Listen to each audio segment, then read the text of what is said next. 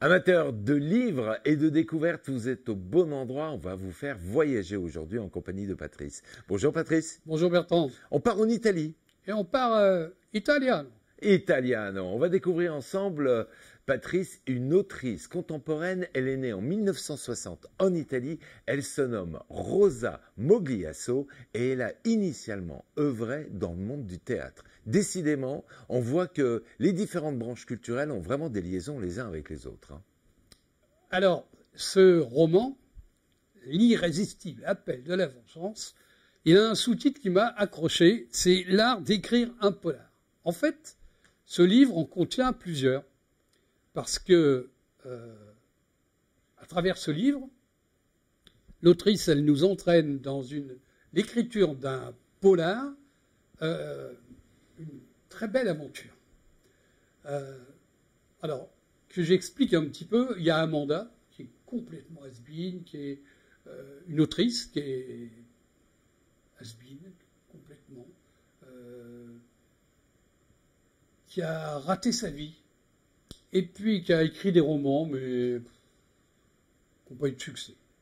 Et puis, elle se met à diriger dans la librairie d'Agnès, son éditrice en quelque sorte, un atelier d'écriture. Et là, on rencontre quatre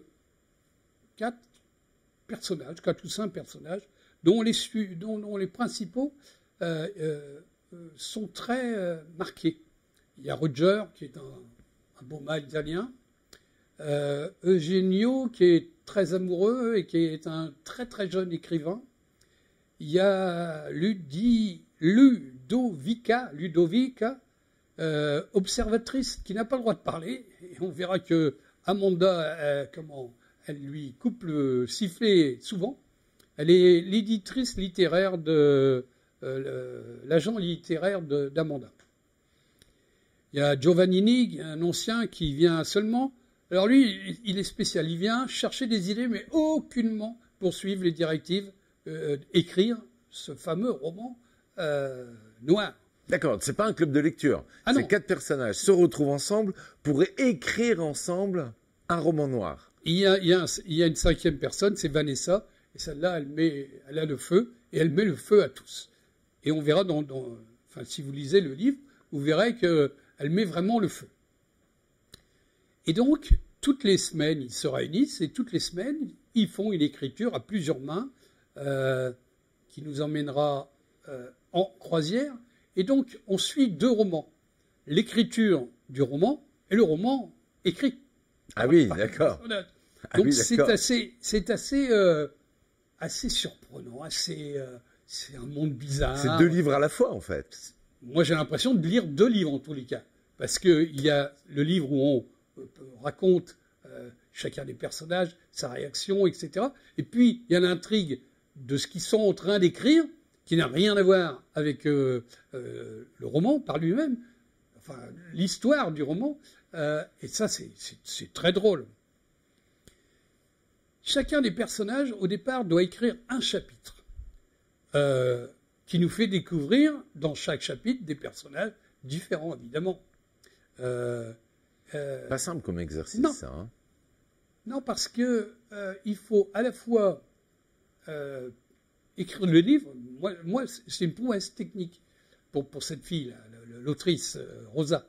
Ça me semble une prouesse technique parce qu'elle écrit un roman qui écrit comment on fait un roman. Ouais. Et qui écrit un autre roman. Donc il y a 2 romans, vous avez 2 livres pour le prix d'un. Donc un livre excellent. On a l'impression que l'auteur ne fait rien et que c'est les personnages qui écrivent le roman. Mais en fait, non. Parce qu'il y a ce parallélisme, ce parallèle entre les 2 histoires qui ne se ressemblent pas, évidemment, puisque l'autre, elles sont tous les 2 fictives, mais l'autre, elle est fictive par les gens qui viennent dans dans ce cet club, atelier, ouais, voilà. cet atelier. Et puis leur propre vie à eux. Et franchement, c'est tordant, c'est très touchant, c'est à la fois drôle et des fois c'est un peu triste parce qu'il y en a qui réussissent pas à écrire ce chapitre. Alors tu nous disais que dans ces 5 personnages, il y en a par exemple une qui ne doit pas parler, ne doit pas intervenir. Non, c'est l'agent littéraire, elle est là pour observer. Donc chacun a un vrai rôle. Oui, oui, mais elle est là c'est sa librairie et elle est là pour observer. Mais elle n'a pas la parole. Et d'ailleurs, Amanda, elle lui fait remarquer qu'elle n'a pas la parole. Elle a des réparties assez troublantes. C'est un bouquin que je vous recommande à tous. C'est un bon polar. Je ne vais pas dire qu'il n'y a pas de meurtre. Il y a quelque chose en tous les cas. Et c'est un livre vraiment, vraiment très intéressant, très drôle et très passionnant. Encore un bel ouvrage, Patrice, que tu partages avec nous. On pourra dire que c'est tout à la fois un manuel d'écriture, un roman policier. C'est un ouvrage délicat aux angles multiples. Ça se dévore avec gourmandise, tu es d'accord, puisque tu nous as dit que c'était très drôle.